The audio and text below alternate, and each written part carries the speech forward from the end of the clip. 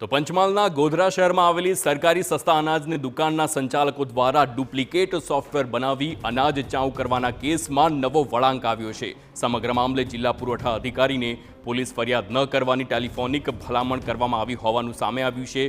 શ્રી નરેન્દ્ર મોદી વિકાસ મિશનનું પ્રમુખ બોલું છું તેમ જણાવી જિલ્લા પુરવઠા અધિકારી HT મકવાણાને સમગ્ર મામલે પોલીસ ફરિયાદ ન કરવા ટેલિફોનિક ભલામણ કરવામાં આવી છે।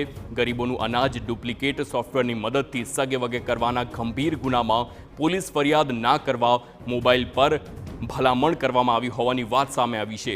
ભલામણ કરવા માટે આવેલા ફોન નંબરની તપાસ કરતા ફોન નંબર રામસિંહભાઈ કારંગિયાનો હોવાનો ખુલાસો થયો છે। તો રામસિંહભાઈ નરેન્દ્ર મોદી વિકાસ મિશનના ગુજરાત પ્રદેશના પ્રમુખ હોવાનું પણ સામે આવ્યું છે।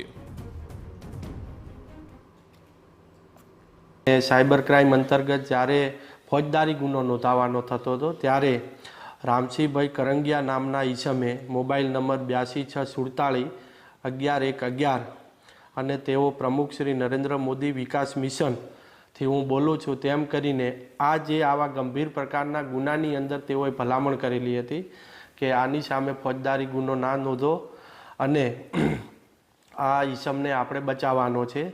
આવી ખૂબ જ કહી શકાય કે ભલામણ ન કરવી જોઈએ તેવી ભલામણ તેઓ કરેલી હતી।